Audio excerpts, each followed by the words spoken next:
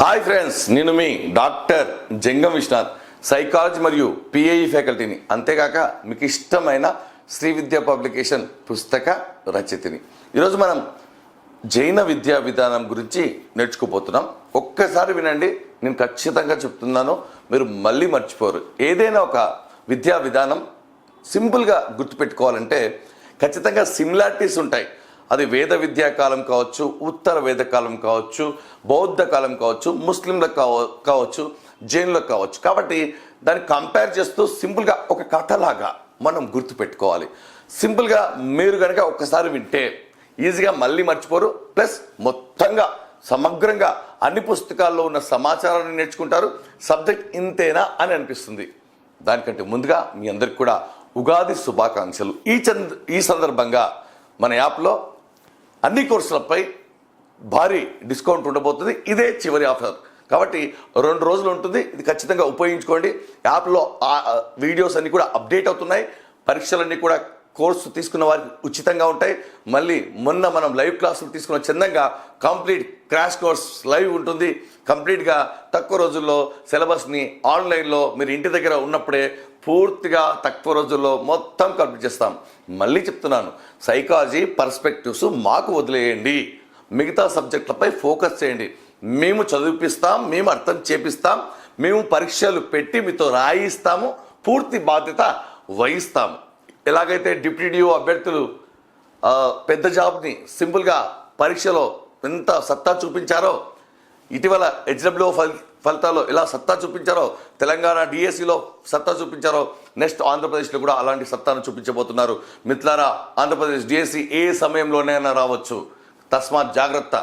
మరి అంతవరకు వచ్చే కాలాన్ని పకడ్బందీగా ప్రణాళికతో ముందుగా బాగా సిద్ధం చేసుకోండి. యుద్ధానికి సిద్ధం కండి. తెలంగాణలో జాబ్ క్యాలెండర్ అతి త్వరలో రాబోతుంది. కాబట్టి మిత్రులారా, బీ అలర్ట్, నెగ్లెక్ట్ చేయకండి. కాబట్టి ఈ ఆఫర్ను ఉపయోగించుకోండి. మన యాప్ను ప్లేస్టోర్ నుంచి డౌన్లోడ్ చేసుకోండి. కోర్సు కింద నొక్కండి, క్లాసులు యాక్టివేట్ అయిపోతాయి. క్లాసులు వినండి, సబ్జెక్టు పైన గ్రిప్ వస్తుంది. 100% వినాల్సిందే.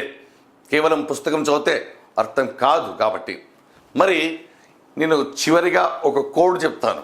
ఆ కోడ్ మిమ్మల్ని ఎంత కాపాడుతుందంటే చాలా కాపాడుతుంది. కాబట్టి మీరందరూ కూడా మన యూట్యూబ్ ఛానల్ని ఖచ్చితంగా సబ్స్క్రైబ్ చేసుకోండి.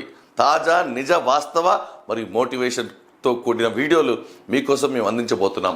మరి ఇప్పుడు మాట్లాడుకోబోతున్న టాపిక్ జైన విద్యా విధానం. ఒకే ఒక కోడ్ ఉంటుంది, చాలా ఈజీగా ఉంటుంది. ఎలా దాన్ని కనెక్ట్ చేయాలి, ఎలా మర్చిపోకుండా కనెక్ట్ చేయాలి. మరి జైన విద్యా విధానం అనగానే మీరు జైలు జీవితం గుర్తుపెట్టుకోవాలి. జైలు జీవితం గుర్తుపెట్టుకోవాలి చాలు. ఎలాగో చూడండి ఒక్కసారి. మరి ఇక్కడ చూడండి, ఎందుకు ఈ జైన విద్యా విధానం మన భారతదేశంలో ప్రవేశించింది అంటే, వేద విద్యా కాలంలోని అనేక లోపాల వల్ల భారతదేశంలోకి ప్రవేశించింది. ఎందుకంటే అక్కడ అందరికీ విద్య అందేది కాదు. మరి ముఖ్యంగా శూద్రులు వారు సమాజానికి కావాల్సినటువంటి వస్తువులను తయారు చేస్తూ శారీరకంగా, మానసికంగా బలహీనంగా ఉండి లేటుగా స్పందించేవారు శూద్రులు. కాబట్టి శూద్రులకు విద్య అందేది కాదు. ముఖ్యంగా శూద్రులకు విద్య అందేది కాదు. విద్య పూర్తిగా వేదకాలంలో వర్ణ వ్యవస్థపై ఆధారపడి కొంతమందికి మాత్రమే విద్య అందేది. కాబట్టి అందరికీ విద్య అందాలనే ఉద్దేశంతో ఈ యొక్క జైన విద్యా విధానం ప్రాచుర్యంలోకి వచ్చింది. మరి ముఖ్యంగా హిందూవాద సాంప్రదాయతకు వ్యతిరేకంగా వచ్చిందే జైన విద్యా విధానం. జైన విద్యా విధానం దేనికి ఆపోజిట్గా వచ్చింది అంటాడు. బౌద్ధులకా, ముస్లింలకా, ఉత్తర వేదకాలమా, పూర్వ వేదకాలమా అన్నప్పుడు మీరు ఖచ్చితంగా గుర్తుపెట్టుకోవాలి. వేదకాలంలో 2 ఉంటాయి, పూర్వ వేదకాలం, ఉత్తర వేదకాలం. ఈ రెండింటికి వ్యతిరేకంగా వచ్చిందే జైన విద్యా విధానం. రైట్. ఈ మతం పూర్తిగా నాస్తికత్వం, స్వేచ్ఛ, అహింస, తపస్సు, సదాచారం, కర్మ, మోక్షంపై ఆధారపడుతుంది. ఈ మతం గురించి మాట్లాడుతున్నాను, విద్యా విధానం గురించి కాదు.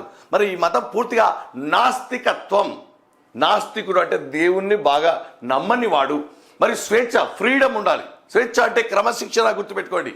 మరి అహింస అంటే మన మాటల ద్వారా కానీ చేతల ద్వారా కానీ ఎవరిని కూడా ఇబ్బంది పెట్టకూడదు. అహింస వేరే, జీవహింస వేరే. అహింస అంటే నాన్ వైలెన్స్. మరియు తపస్సు అంటే తెలుసు, ఒక విషయంపై దీర్ఘంగా ఆలోచిస్తూ కూర్చోవడమే తపస్సు. మీరు చేసేది ఇప్పుడు తపస్సు, మీరు చేయాల్సింది తపస్సు. రైట్. సదాచారం అంటే మంచి ఆచారము. మరి కర్మ అంటే పని. మోక్షం అంటే కోరికలు లేని స్థితిని మోక్షం అంటారు. దేనిపై ఆశలు లేని స్థితిని మోక్షం అంటారు. గుర్తుపెట్టుకోవాలి. ఈ ఆరింటిపై మనకు ఈ యొక్క జైన విద్యా విధానం ఆధారపడి ఉంటుంది, మరియు మతం ఆధారపడి ఉంటుంది. మరి జైన విద్యా విధానం గురించి మనం మాట్లాడుకునేటప్పుడు జైన అనే పదం ఎక్కడి నుంచి వచ్చింది అంటే జినా అనే పదం నుంచి వచ్చింది. మరి జినా అనగా ఏమిటి? జైన జినా, జైన జిన, అంతే గుర్తుపెట్టుకోవాలి. మరి జినా అనగా విజేత.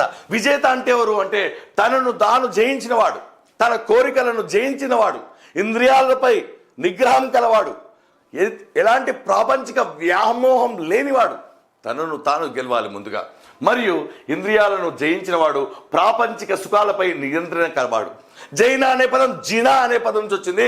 జినా అనగా విజేత, విజేత అనగా తనను తాను జయించిన వాడు, ఇంద్రియ సుఖాలను జయించిన వాడు, ప్రాపంచిక సుఖాలపై అదుపును కలవాడే మనకు జినా మరియు లేదా విజేత అని అర్థం.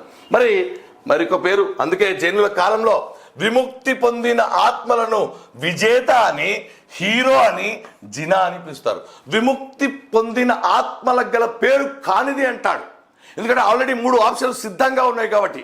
చూడండి ఒకసారి, విజేత, హీరో, జిన అనే పదాలు 3 కూడా దేనికి సంబంధించినవి, ఏ కాలానికి సంబంధించినవి అంటే జైన మతానికి సంబంధించినవి గుర్తుపెట్టుకోండి. జైన, జిన అంటే విజేత, విజేతకు జినకు మరొక పేరు ఇక్కడ హీరో. చూడండి, అప్పట్లో హీరో ఎందుకుంటారు అనే పదం కూడా మనకు రావచ్చు. మరి జైన మతాన్ని ప్రారంభించిన వాడు వేరే, మరి వ్యాప్తిలోకి తెచ్చిన వాడు వేరే, బాగా గుర్తుపెట్టుకోవాలి. మరి జైన మతాన్ని ప్రాచుర్యంలోకి తెచ్చిన వారిని ఏమని పిలుస్తారు? ఆ ఋషులను ఏమని పిలుస్తారంటే మీకు తెలుసు, తీర్థంకర్లు. తీర్థంకర్లు జైన మతాన్ని ప్రాచుర్యంలోకి తెచ్చిన వారిని తీర్థంకర్లు అంటారు. మరి జైన మతాన్ని ప్రారంభించింది మీకు తెలుసు వృషభనాథుడు. మొత్తం తీర్థంకరుల సంఖ్య ప్రధానంగా 24. మొదటి వాడు వృషభనాథుడు, మరి 23వ వాడు పార్శ్వనాథుడు, మరి 24వ వాడు మీకు తెలుసు వర్తమాన మహావీరుడు. ఇతడే చివరి వాడు, ఇతడే విజేత. బుద్ధుని కంటే పెద్దవాడు, బుద్ధుని యొక్క సమకాలికుడు. ఎవరు చూడండి, బుద్ధుని యొక్క సమకాలికుడు కింది వాడిలో ఎవరు అన్నప్పుడు మీరు గుర్తుపెట్టుకోవాలి, వర్తమాన మహావీరుడు. మరియు అంతేకాకుండా ఇతడు చివరి తీర్థంకరుడు.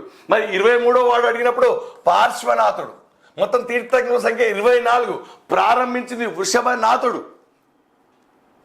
మరి ఇక్కడ ఇతడు బుద్ధుని సమకాలికుడు, బుద్ధుని కంటే పెద్దవాడు. మరి వర్తమాన మహావీరుడే చాలా ఫేమస్ ఈ యొక్క జైన మతంలో. ఎందుకయ్యా అంటే మీకు తెలుసు ఆ విషయం. ఆయన జైన మతాన్ని చాలా మందిలో చైతన్యపరిచినటువంటి వ్యక్తి. మరియు ఇతన్ని ఏమని పిలిచేవారు అంటే సర్వజ్ఞుడు, జినుడు. సర్వజ్ఞుడు, జినుడు అనే బిరుదు గల వ్యక్తి ఎవరంటే వర్తమాన మహావీరుడా, లేక వివేకానందుడా, లేదా మనకు వృషభనాథుడా, పార్శ్వనాథుడా, గౌతమ బుద్ధుడా అన్నప్పుడు మీరు కన్ఫ్యూజ్ కావద్దు. సర్వజ్ఞుడు అంటే సర్వం తెలిసిన వాడిని సర్వజ్ఞుడు అంటారు. అది వర్తమాన మహావీరుడికి గల బిరుదు. జినుడు వర్తమాన మహావీరుడి గల బిరుదు జినుడు అని గుర్తుపెట్టుకోవాలి. మరి ఇతడే ధర్మ మార్గాన్ని తెలుసుకునే అవకాశం అందరికీ ఉండాలి, కొందరికే కాదు, అందరికీ ఉండాలి. శూద్రులకు ఉండకూడదు అలా అని ఏమీ లేదు, అందరికీ ఉండాలి ధర్మ మార్గం తెలుసుకోండి అని చైతన్యపరిచినటువంటి వ్యక్తి. మరియు అహింస జీవహింస కాదు, మరియు శాంతి ధర్మ సూత్రాలను ప్రచారం చేసిన వ్యక్తి ఎవరంటే వర్తమాన మహావీరుడు, ఫేమస్ అని గుర్తుపెట్టుకోవాలి. మరియు జైనులు ప్రతిపానికి పునర్జన్మ మరియు ఆత్మలు ఉంటాయని నమ్ముతారు. పునర్జన్మ అంటే మళ్ళీ జన్మించడం. అది ఏ రూపంలోనైనా కావచ్చు, మనిషి రూపంలో అయినా కావచ్చు, జంతు రూపంలోనే కావచ్చు, కానీ ఖచ్చితంగా పునర్జన్మ ఉంటుంది. వీళ్ళు కర్మ సిద్ధాంతాన్ని నమ్ముతారు. అహింస వీరి ఆశయం. చూడండి, అహింస ఇన్నిసార్లు వచ్చింది. మీకు చివరిగా ఒక కోడ్ చెప్తానని చెప్పాను. మరి వర్తమాన మహావీరుడు ఏ కులానికి, ఏ తెగకు చెందినవాడు అన్నప్పుడు క్షత్రియుడు. క్షత్రియులు అంటే మీకు తెలుసు యుద్ధ విద్యలు నేర్చుకునేవారు, రాజా గజ తురగ విద్యలు నేర్చుకునేవారు. మరి క్షత్రియులు ఎప్పుడూ కూడా ధైర్యం కలవారు, దేహశుద్ధి కలవారు, దేహదారుఢ్యం కలవారు. ఈ క్షత్రియ కులానికి చెందిన వ్యక్తే వర్తమాన మహావీరుడు. మరి తండ్రి పేరు ఇక్కడ సిద్ధార్థుడు, రైట్. తల్లి త్రిశల, త్రి అనే పదం కూడా చాలా సార్లు వస్తుంది. తల్లి పేరు త్రిశల. ఎవరి తల్లి? వర్తమాన మహావీరుడు యొక్క తల్లి పేరు త్రిశల. వెంటనే మీరు బౌద్ధ మతానికి సంబంధించిన బుద్ధుని యొక్క తండ్రి పేరు ఏమిటి, తల్లి పేరు ఏమిటి అనేటువంటి అంశాలు గుర్తుకు తెచ్చుకోవాలి. మరి తండ్రి సిద్ధార్థుడు కాగా తల్లి త్రిశల, జన్మస్థలం వైశాలి, భార్య పేరు యశోద, కుమార్తె పేరు ప్రియదర్శిని. ప్రియదర్శిని వర్తమాన మహావీరుడు యొక్క కుటుంబ నేపథ్యం గురించి మనం మాట్లాడుతున్నాం. తండ్రి సిద్ధార్థుడు, తల్లి త్రిశల, జన్మస్థలం వైశాలి, భార్య యశోద, కుమార్తె ప్రియదర్శిని. ఇతడు 30వ ఏట సంసారాన్ని త్యజించినాడు. 30వ ఏట సంసారాన్ని వదిలిపెట్టాడు. భార్య బిడ్డలను వదిలిపెట్టి తపోసిద్ధి కోసం వెళ్ళాడు. మరి తర్వాత ఏం చేశాడంటే, వెళ్ళిపెట్టిన తర్వాత నేరుగా ఎక్కడికి వెళ్ళాడు? 6 సంవత్సరాల పాటు ఎవరికి శిష్యుడిగా ఉన్నాడు అంటే మక్కలి గోశాలునికి శిష్యుడిగా ఉన్నాడు. మక్కలి గోశాలకి శిష్యుడిగా ఉన్న వ్యక్తి 6 సంవత్సరాలు ఎవరంటే వర్తమాన మహావీరుడు. 30వ ఏట అతడు సంసారాన్ని త్యజించినాడు, వదిలిపెట్టినాడు. తర్వాత ఏం జరిగింది చూడండి ఇక్కడ. తర్వాత అతడు రిజుపాలిక నదీ తీరానికి వెళ్ళి అక్కడ ఉన్నటువంటి జృంభిక అనే గ్రామం వద్ద కఠోర తపస్సు చేసి 43వ ఏట తపోసిద్ధి పొందాడు. తపస్సు ద్వారా వచ్చినటువంటి జ్ఞానము, జ్ఞానోదయము, ఎన్లైట్మెంట్. సిద్ధుడు మన గౌతమ్ బుద్ధుడు ఒక దగ్గర ఎన్లైట్మెంట్ పొందాడు. మరి ఇతను 43వ ఏట 6 సంవత్సరాల పాటు 30వ ఏట ఏం జరిగిందో మీరు గుర్తుపెట్టుకోవాలి. ఎక్కడ తపస్సు చేసి తపోసిద్ధి పొందాడు అంటే మీకు తెలుసు, ఇక్కడ రిజుపాలిక నదీ తీరంలోని జృంభిక అనే గ్రామం వద్ద కఠోర తపస్సు చేసి తపోసిద్ధి పొందినటువంటి వ్యక్తి అన్నప్పుడు మనకి ఇబ్బంది అవుతుంది. లేదా మక్కలి గోశాలునికి 6 సంవత్సరాల శిష్యరికం చేసిన వ్యక్తి ఎవరు అన్నప్పుడు కష్టమవుతుంది. ఎవరు 30వ ఏట తన సంసారాన్ని త్యజించాడు అనేటప్పుడు, ఎవరి కూతురు ప్రియదర్శిని, ఎవరి తల్లి త్రిశల, ఎవరి తండ్రి సిద్ధార్థుడు, ఎవరి గ్రామము వైశాలి అన్నప్పుడు మనం కంప్లీట్గా అవేర్నెస్ ఉండాలి. మరియు ఇతడు మహావీరుడు ఇంతటితో ఆగలేదు. అంగ, మిథిల, కోసల, మగధ దేశాల్లో తన తత్వాన్ని ప్రచారం చేశాడు. భారతదేశం కాకుండా మిగతా దేశాల్లో కూడా తన యొక్క తత్వాన్ని, ఫిలాసఫీని పరిచయం చేశాడు. మరి జైన మతం చూడండి, ఇక్కడ తీర్థంకరుల బోధనలు ప్రామాణికంగా స్వీకరిస్తుంది. వీరి ప్రకారం శరీరంపై ఏ విధమైన అభిమానం ఉండకూడదు.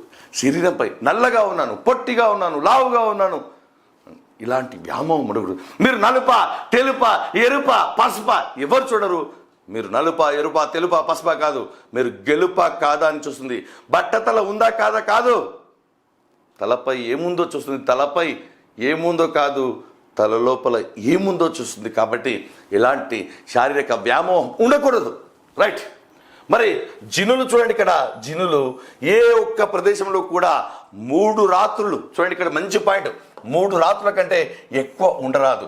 జినులు జైన మత తీర్థంకరులను ప్రచారాన్ని చేసేవారిని జినులు అంటారు. జినుడు అనే బిడుదు వర్తమాన మహావీరుడికి కలదు, రైట్. 3 రాత్రుల కంటే ఎక్కువ ఉండరాదు. అహింసకు మళ్ళీ అహింస అనే పదం వచ్చింది. మానవుని నీతికి ప్రాముఖ్యతనిస్తారు. వీరు జీవులు కర్మబద్ధులై వస్తారనే భావనను అంగీకరిస్తారు. కర్మ సిద్ధాంతాన్ని నమ్మేది జైన సిద్ధాంతం. కర్మ మనం ఏం చేస్తే అదే వస్తుంది. మీరు బాగా చదివితే పరీక్ష బాగా రాస్తారు, బాగా మార్కులు వస్తాయి, మంచి మార్కులతో ఉద్యోగం వస్తుంది. మీరు తప్పుడు పనులు చేస్తే మీరు జైలుకి వెళ్తారు. అంటే చేసిన పని వల్ల ఫలితం వస్తుంది. కర్మ సిద్ధాంతం. తప్పు చేశాడు, ఈరోజు జైల్లో ఉన్నాడు అంటారు. చేసిన పనుల వల్ల ఫలితం రావడమే కర్మ సిద్ధాంతం, రైట్. జన్మరాహిత్యము కావాలంటే మోహ వికారాలను, ఇంద్రియ అనుభవాలను తొలగించుకోవాలి.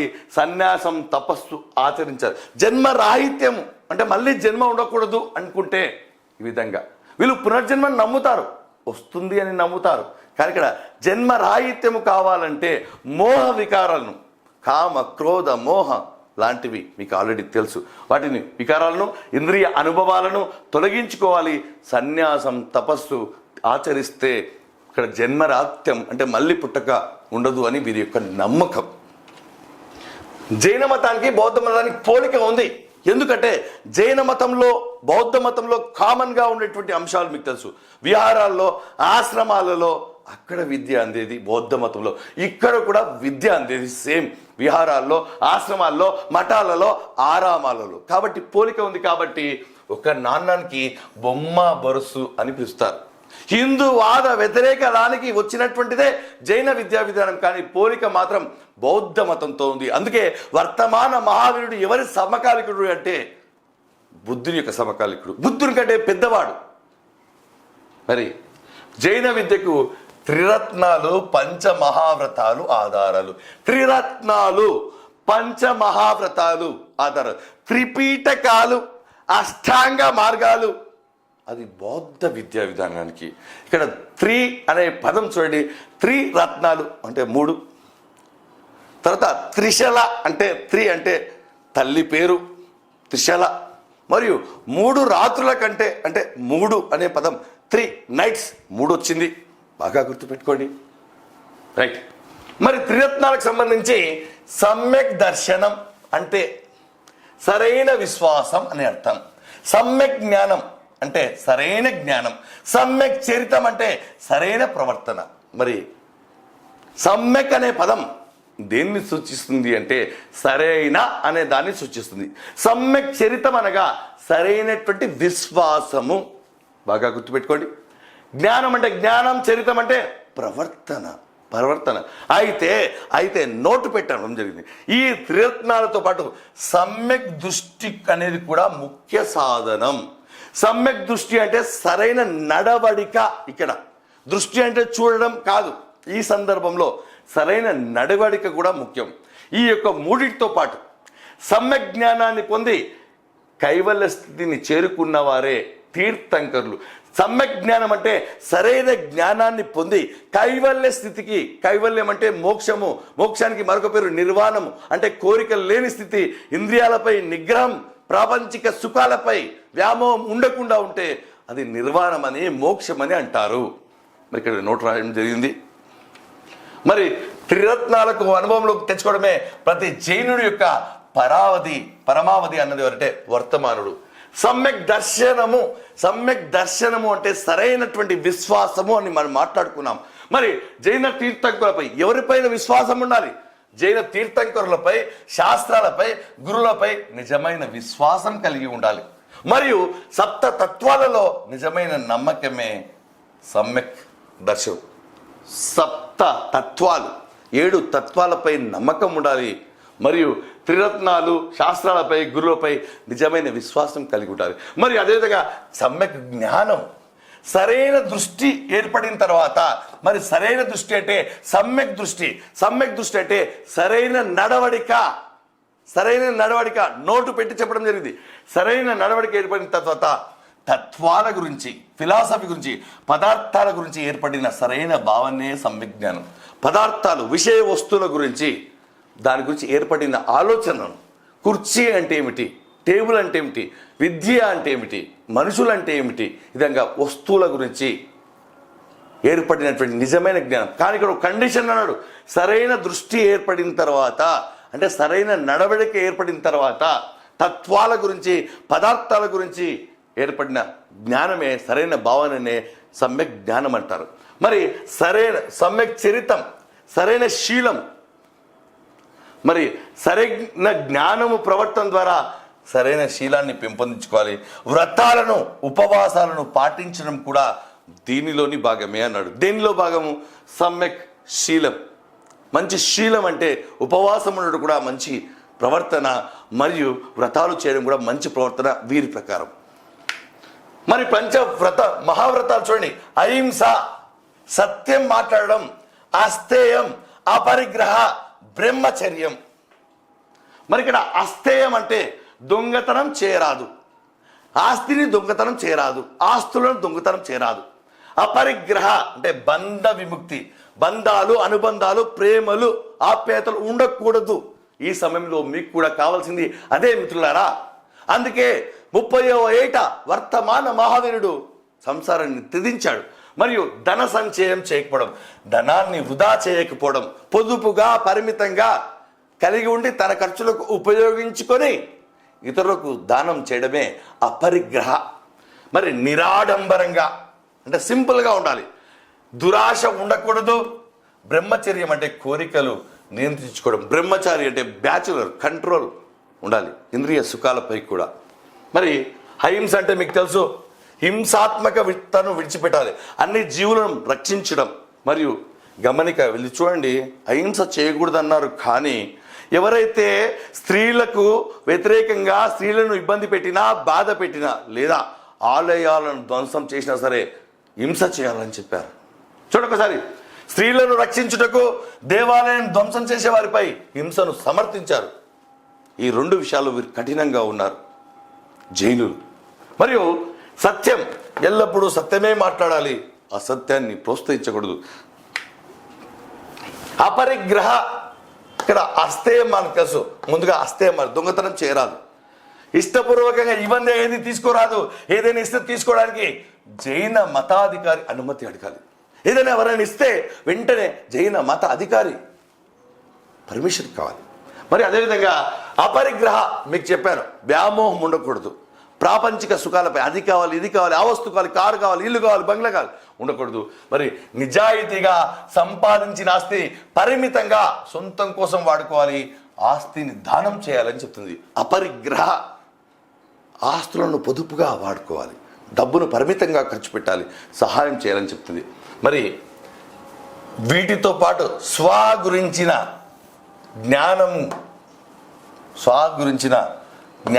ప్రపంచం గురించిన జ్ఞానం పొందాలి.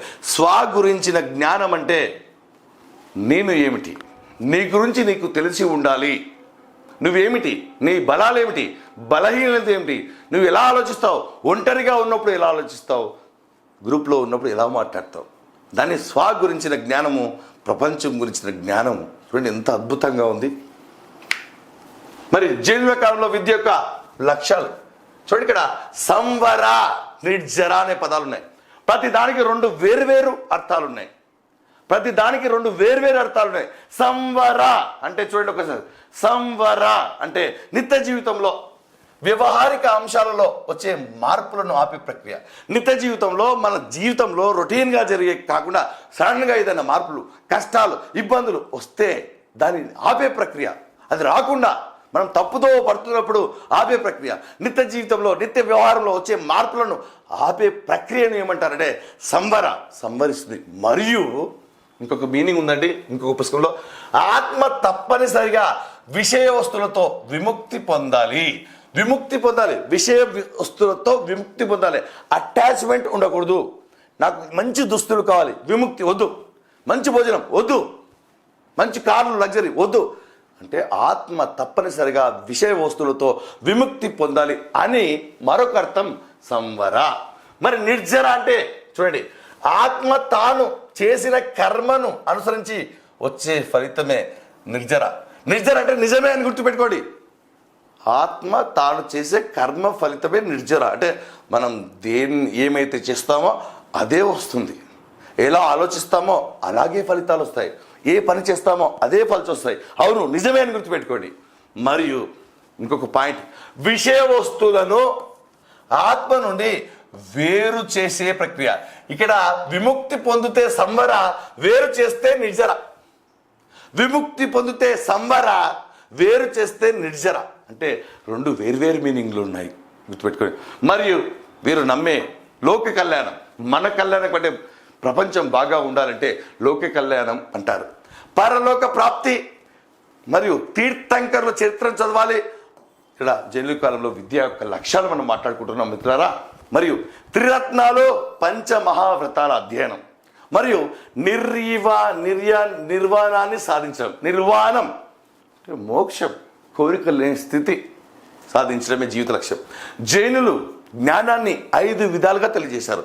ఇది వాళ్ళు కానిది అంటాడు. చూడండి ఒక్కసారి, మతి, స్మృతి, అవధి, మన పర్యాయం, కేవలం అనేది జైనుల యొక్క 5 రకాల జ్ఞానాలు. మతి, స్మృతి, శృతి శృతి శృతి అవధి మన పర్యాయం కేవలం. ఈ 5 అంశాలు మీరు గుర్తుపెట్టుకోవాలి. ఉన్నది ఉన్నట్టుగా, కానిది ఇది అంటాడు, త్రిరత్నాల్లో లేనిది అంటాడు.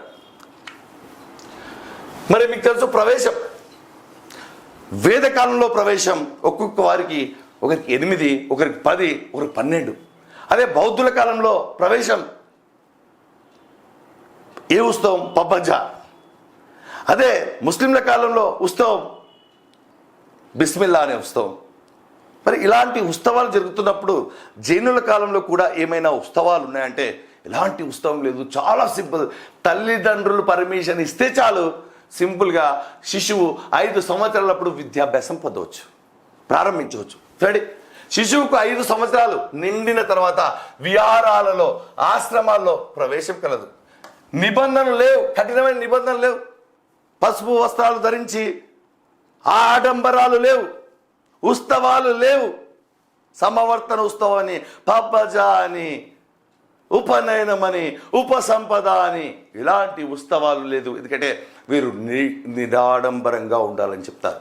మరి కేవలం తల్లిదండ్రులు అనుమతి తీసుకుంటే ఇక్కడ ప్రవేశం కల్పిస్తారు. విద్యార్థి గురువే దైవంగా భావిస్తూ భిక్షాటన చేస్తూ ఆశ్రమాన్ని శుభ్రపరుస్తూ భోజన తయారీ లాంటి కృత్యాల్లో పాల్గొనాలి. బోధన అంశాలు అన్నిట్లో కామన్గా ఉన్నాయి, కామన్గా. మరి ఏమైనా డిఫరెంట్గా ఉన్నాయా? అవి మాత్రం బాగా నేర్చుకోవాలి. మరి 3 R's వేదాలు, ఉపనిషత్తులు. చూడండి, ఇక్కడ మీరు కేవలం జైనులకు సంబంధించిందే కాకుండా ఉపనిషత్తులు, వేదాలు, వేదాంగాలు లాంటివి, దర్శనాలు, పురాణాలు, తీర్థంకరుల కథలు, సామాన్య రసాయన గణిత వ్యాకరణ శాస్త్రాలు, ఫిలాసఫీ అంటే తత్వశాస్త్రం, జ్యోతిష్యం, జాతకాలు, యోగా, సంగీతం, ఆయుర్వేదం, రాజనీతి శాస్త్రం, అన్ని పుస్తకాల్లో ఉన్న మ్యాటర్ మీకు చెప్తున్నాను, ఏది మిస్ కాకుండా ఇవి నేర్చుకోవాలి వీళ్ళు. బోధనా పద్ధతులు హిందూ విద్యా విధానం లాగే, చూడండి, హిందూ విద్యా విధానం లాగే శ్రవణం, మననం, నిధిధ్యాసనం. హిందూ విధానంలో మీకు తెలుసు శ్రవణం, మననం, నిధిధ్యాసనం. మరియు మౌఖిక పద్ధతి, అనుకరణ పద్ధతి, పునరావృతి పద్ధతికి మరొక పేరు బట్టి, ప్రయోగ పద్ధతి, వైయక్తిక పద్ధతి, చర్చా పద్ధతి, ప్రశ్నోత్తర పద్ధతి, వల్లవేయడం, స్వీయ అభ్యసనములు ప్రాముఖ్యంలో ఉండేవి. బోధనా పద్ధతులు జైనుల కాలంలో. ఈ విద్యానంలో మానిటోరియల్ పద్ధతి.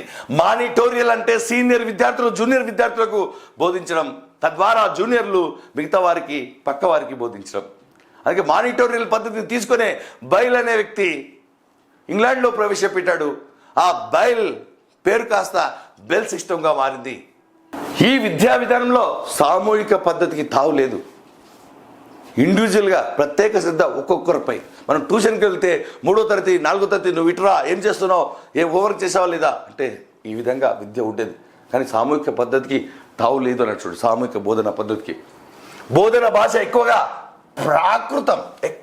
ప్రాకృతం మరియు వాడుక భాషలైనటువంటి పైశాచికం, పాలి. చూడండి, 3 భాషలు తెరపైకి వచ్చాయి. మొదటిది ప్రాకృతం, తర్వాత పైశాచికం, పాలి భాషల్లో బోధన జరిగేది. స్త్రీకి ఇక్కడ పెళ్లి వరకు, పరిణయం వరకు, పెళ్ళైన తర్వాత కాదు, పెళ్లి వరకు విద్యను అందించేవారు జైనులు. రైట్. ఈ కాలంలో ఎక్కువగా తపోవన విద్యను, రెసిడెన్షియల్ విద్యను అనుసరించేవారు. తపోవన విద్య అనకంటే తపస్సు చేసే విధానాన్ని తెలియజేసే విద్యను తపోవన విద్య. రెసిడెన్షియల్ అంటే మీకు తెలుసు హాస్టల్ ఫెసిలిటీ, అక్కడే ఉండేవాళ్ళు విద్యార్థులందరూ కూడా. ఇక్కడ ఎక్కువగా ఉపాధ్యాయ కేంద్రీకృత విద్యా విధానం అమల్లో ఉంది. ఆ కాలంలో ఎక్కువగా ఉపాధ్యాయ కేంద్రీకృత విద్యా విధానం, ఏకధ్రువ ప్రక్రియ పూర్తిగా ఆ విషయాన్నే మనకు తెలియజేస్తుంది. మరి ఇక్కడ అనేకాంతవాదం అనే అంశం అంటే ఒక విషయాన్ని మనం నేర్చుకునేటప్పుడు ఆ విషయము ఒక్కొక్క సందర్భంలో ఒక్కొక్క అర్థాన్ని ఇస్తుంది. కాబట్టి ఆ విషయాన్ని ఒకే యాంగిల్లో, ఒకే కోణంలో ఆలోచించరాదు, అలా నేర్చుకోరాదు. ఎందుకంటే అనేకాంతవాదం ఏం తెలియజేస్తుందంటే ఒక విషయానికి అనేక సామర్థ్యాలు ఉంటాయి. కాబట్టి ఆ విషయాన్ని ఒకే కోణంలో తీసుకోకుండా దానికి సంబంధించిన అన్ని అంశాలు చూడాలి. ఒక విషయాన్ని ఒక సందర్భంలో నేర్చుకున్నప్పుడు అది నిజం, మరొక సందర్భంలో దానికి అర్థం వేరే. కాబట్టి ఒక విషయాన్ని అనేక కోణాల్లో, వజ్రం తెలుసు మీకు, ఒకవైపు నుంచి చూసినప్పుడు ఒక రంగును, మరొక వైపు నుంచి చూసినప్పుడు మరొక రంగును ఇస్తుంది. కాబట్టి మనం ఖచ్చితంగా అనేక అంతవాదం అంటే ఒక విషయానికి అనేక అంశాలు, అనేక అర్థాలు, అనేక కోణాలు ఉంటాయి కాబట్టి అనేక కోణాల్లో నేర్చుకోవాలని చెప్తుంది అనేక అంతవాదం. మరి అదేవిధంగా ఉపాధ్యాయుడు కూడా ఒక విషయం గురించి అందరి అభిప్రాయాలు తెలుసుకొని అంగీకరించేలా చూడాలి. విద్యార్థులకు స్వేచ్ఛ ఉండేది ఆ కాలంలో, అందుకే స్వేచ్ఛ, అహింస కాబట్టి అందరూ ఓకేనా అభిప్రాయాన్ని, సమ్మతిని తీసుకొని పాఠ్యాంశాలను, బోధనా పద్ధతులను, పనులను అప్పగిప్పాలి అనేటువంటి కాన్సెప్ట్. కర్మ చూడండి, ఇది చాలా మంచి పాయింట్. కర్మ అంటే పని. ఇక్కడ ఏమన్నాము? క్రియ అన్నాం. కర్మ అంటే చేసే పని అనేటువంటిది. చేసే పనిని బట్టి ఫలితం వస్తుంది. కాబట్టి విద్యా వ్యవస్థలో కూడా విద్యార్థులకు ఈ అంశాన్ని నేర్పించాలని చెప్తాడు. మీరు ఎలా చదివితే అలా మార్కులు వస్తాయి, మీరు ఎలా ఆలోచిస్తే అలా మార్కులు వస్తాయి అనేటువంటి అంశాన్ని విద్యా వ్యవస్థలో కూడా చొప్పించాలని చెప్పిన వారు జైనులు. చూడండి ఒకసారి, మనిషి చేసే పనులను బట్టి ఫలితాలు ఉంటాయని, తలరాతను బట్టి కాదని భావన. చూడండి మనం ఏమనుకుంటామంటే నా తలరాత బాగాలేదు, నా చేతి రాత బాగాలేదు, మా ఇల్లు వాస్తు బాగాలేదు అనుకుంటాం.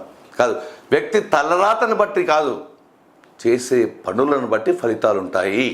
కాబట్టి దీన్ని నమ్మడం వల్ల వ్యక్తులు అందరూ కూడా చక్కగా విధులను నిర్వర్తిస్తారు. కాబట్టి ఈ భావనను విద్యారంగంలో కూడా చొప్పించాలి. తద్వారా విద్యార్థుల్లో మార్పు వస్తుంది. మనం ఎలా ఆలోచిస్తే, ఎలా చదివితే, ఎలా కష్టపడితే అలాగే ఫలితాలు వస్తాయి. కష్టపడ్డవాడు నష్టపోడు. రైట్. జైన మతం ప్రకారం విద్యలో ఉదారవాదం ఉండాలి. ఉదారత అంటే సింపతి ఉండాలి. మరియు అహింసకి ఎక్కువ ప్రాధాన్యత ఇవ్వాలి. విద్య అనేది ఉద్యోగాన్ని సాధించేదిగా, మెయిన్గా విద్య యొక్క లక్ష్యం ఏమిటంటే ఉద్యోగం సాధించడం, తన కాళ్ళపై తాను నిలబడడం. చూడండి ఎన్ని పాయింట్లు, మంచి పాయింట్లు. సామూహిక పద్ధతికి తావులేదు. మరియు విద్య ఉద్యోగం కోసం ఉండాలి. అహింస ఉండకూడదు, లోక కళ్యాణం ఉండాలి, సంవర, నిర్జర మరియు త్రిరత్నాలు, పంచమహావ్రతాలను పాటించాలి అటువంటి అంశాలు. మరియు జైనుల ప్రకారం జీవ అనగా బాధపడుతున్న లేదా బంధనంలో ఉన్న వ్యక్తులు. జీవ వేరే. జీవ అనగా బంధనంలో, ఒక చక్ర బంధంలో, ఒక ప్రేమలో ఉన్నాడు, వదులుకోలేడు, పెళ్లి చేసుకోలేడు, చదవలేడు, అంటే బంధనంలో ఉన్న వ్యక్తులు.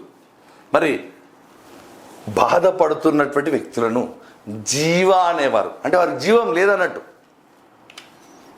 మరి ఇక్కడ మెయిన్గా చూస్తే ప్రధాన లోపాలు తీసుకుంటే ఈ కాలంలో మనకు అతి క్రమశిక్షణ, ఎక్కువ క్రమశిక్షణ, అతిగా విలువలు, చెప్పిందే చెప్పడం, ఎక్కువ చెప్పడం, ఇలా ఉండాలి, అలా ఉండాలి అంటే విసుకొస్తుంది. నాస్తికవాదాన్ని అనుసరిస్తారు.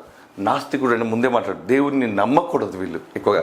మరి ఉపాధ్యాయుని పాత్ర, ఉపాధ్యాయుడి యొక్క ముఖ్య లక్ష్యం నిర్వాణం పొందడం, అంటే మోక్షం పొందడం, విముక్తి పొందడం, కోరిక లేని స్థితిని పొందడం. అంటే చూడండి ఇక్కడ మోక్షాన్ని పొందడం. దానికోసం అతడు నిరంతరం ఉపాసన చేయాలి, ప్రార్థన చేయాలి. మరియు విద్యాలయ నిర్వహణ పూర్తిగా ఆచారాలదే. వీరు విద్యను ఆశ్రమాలు, విహారాలు, మఠాలలో అందించేవారు. మరి వీటిపై ప్రభుత్వ అధికారం లేదు, కానీ వీరికి జీతభత్యాలు కూడా లేవు. పూర్తిగా స్వచ్ఛంద సేవ, జీతభత్యాలు లేవు. చూడండి ఎన్ని మేజర్ పాయింట్లు ఇక్కడ. ఉపాధ్యాయుడిగా కొనసాగించాలంటే, ఉపాధ్యాయుడిగా పనిచేయాలంటే మంచి క్షమ అంటే మంచి గుణం, దాతృత్వం అంటే మనవాడు కల్మషం లేకుండా పంచాలి, నేర్పించాలి. ఎలాంటి ఆలోచన, దురాశ లేకుండా దాతృత్వం, సత్ప్రవర్తన కలిగి ఉండాలి. మరి ఇక్కడ పరివ్రాజక జీవితం కలిగి ఉండాలి. మరి ఈ కాలంలో, జైనుల కాలంలో ఉపాధ్యాయుడిగా పనిచేయాలంటే 10 సంవత్సరాలు ఏం చేసి ఉండాలంటే పరివ్రాజక జీవితం గడిపి ఉండాలి. పరివ్రాజక జీవితం గడిపి ఉండాలి. మరి ఇప్పుడు మీకు మంచి విషయం చెప్తానని చెప్పాను. ఎలా గుర్తుపెట్టుకోవాలి? జైన మతం అనగానే మీకు ఏం గుర్తు రావాలంటే జైలు జీవితం అని గుర్తుపెట్టుకోవాలి. జైలు జీవితం ఎలా గుర్తుపెట్టుకోవాలి అంటే మీకు సింపుల్గా నేర్పిస్తాను, బాగా అర్థం చేసుకోండి మొదటి నుంచి. జైన విద్యా విధానం చూడండి. ఇక్కడ సాంప్రదాయకు వ్యతిరేకంగా వచ్చిందే జైన విధానం. ఇక్కడ మరి జైలు నుంచి రాగానే అతడు ఎలా ఫీల్ అవుతాడు? విజేతలాగా ఫీల్ అవుతాడు. ఓకే. మరి జైలు నుంచి రాగానే పునర్జన్మ వచ్చినట్టుగా ఫీల్ అవుతాడు. ఓకే. ఇక్కడ చూస్తే మేజర్గా మనకు జైన మతంలో త్రిరత్నాలు అనే పదం ఉంది. త్రిరత్నాలు అంటే 3 ముళ్ళు గుర్తుపెట్టుకోండి. 3 ముళ్ళు వేస్తే ఏమవుతుంది అంటే మనమంతా కూడా జైలు జీవితమే. మరి లోక కళ్యాణం అంటే పెళ్ళి అయితే మొత్తం కూడా జీవితం జైలు జీవితమే. సంవర అనే పదం ఉంది. సంవర అనే పదం అంటే సంవరిస్తే ఎక్కడికి పోతాం, నిజంగా జైలుకి వెళ్తాం. నిజంగా అనే పదం ఎందుకు అంటున్నానంటే నిర్జర కాబట్టి. మరి 3 రాత్రుల కంటే ఎక్కువగా వీరు జైలు ఉండకూడదు, ఎందుకంటే వారికి థ్రెట్ ఉంది కాబట్టి. ఈ విధంగా జైలుతో లింక్ పెట్టుకోండి. జైలుతో 3 అనే అంశం, త్రిరత్నాలు, 3 days థ్రెట్ ఉంది కాబట్టి 3 రోజులు జైలు జీవితం అని గుర్తుపెట్టుకోవాలి. చూడండి, ఇక్కడ మేజర్గా త్రిరత్నాలు అంటే 3 ముళ్ళు అని గుర్తుపెట్టుకుంటారు. మరి వ్రతాలు అంటే పెళ్ళాక మనం వ్రతం చేస్తాం, పెళ్ళంటే జైలు జీవితం. మరి పరలోక ప్రాప్తి అనే ఒక పదం ఉంది మనకు. పరలోక ప్రాప్తి అంటే మీకు తెలుసు, మనకు జాబు పెళ్ళైన తర్వాత మన లోకంలో ఉండము, భార్య లోకంలో, పిల్లల లోకంలో ఉంటాం. కొత్త లోకం ఉండదు, మన చేతిలో ఉండదు. అమ్మాయిలకు పెళ్ళైన తర్వాత వారికి జైలు జీవితం, ఎందుకంటే భర్త పెళ్ళైంది కాబట్టి బయటికి వెళ్ళలేరు కాబట్టి, పర్మిషన్ కాబట్టి. పరలోకం అంటే మనలోకం ఉండదు. అంటే ప్రతి పదాన్ని మీరు ఖచ్చితంగా మీరు ఉండాలి. ఆస్థేయం అంటే దొంగతనం చేస్తే ఎక్కడికి వెళ్తారు? జైలుకి వెళ్తారు. కామన్గా హింస చేస్తే ఎక్కడికి వెళ్తారు? జైలుకి వెళ్తారు. బాగా గుర్తుపెట్టుకోండి. ఇక్కడ స్త్రీలను టీచ్ చేస్తే, దేవాలయాన్ని సంవరిస్తే ఎక్కడికి వెళ్తారు? జైలుకి వెళ్తారు. ఓకే, మరి మేజర్గా తీసుకుంటే లోక కళ్యాణం అంటే పెళ్ళి. త్రిరత్నాలు అంటే 3 ముళ్ళు. ఇక్కడ పరలోకం అంటే మన లోకం కాదు. సంవరించడం అంటే జైలుకి వెళ్ళడం, నిజంగా జైలుకి వెళ్ళడం. రైట్. ఇక్కడ మేజర్గా తీసుకుంటే ఇక్కడ ఎట్టి పరిస్థితుల్లో కూడా కఠినమైన నిబంధనలు లేవు. ఇప్పుడు ప్రస్తుతం జైళ్ళల్లో మనకు కఠినమైన నిబంధనలు లేవా అంటే ఉన్నాయి. కాబట్టి ఇక్కడ చూడండి, ఇక్కడ అతిగా క్రమశిక్షణ అంటే జైలు జీవితంలో అతిగా క్రమశిక్షణ ఉంటుంది. ఈ విధంగా పూర్తిగా నాస్తికవాదం అంటే దేవుని నమ్మరు. దేవుని నమ్మితే వాళ్ళు జైలుకే వెళ్ళరు, తప్పు పనులు చేయరు. అంటే ప్రతిదీ మీరు ఏ పదం తీసుకున్నా సరే ఖచ్చితంగా 10 సంవత్సరాలు పరివ్రాజక జీవితం గడిపి ఉండాలి అంటే జైలు జీవితం గడిపి ఉండాలి. ఈ విధంగా మీరు ప్రతిదాన్ని ఒక కథలాగా కనుక గుర్తుపెట్టుకుంటే ఏ అంశమైనా ఈజీగా ఉంటుంది. కాబట్టి మీరు ఏ పాయింట్స్ తీసుకున్నా, నాస్తికుడు అంటే దేవుని నమ్మనివాడు కాబట్టి వాడు తప్పులు చేస్తాడు.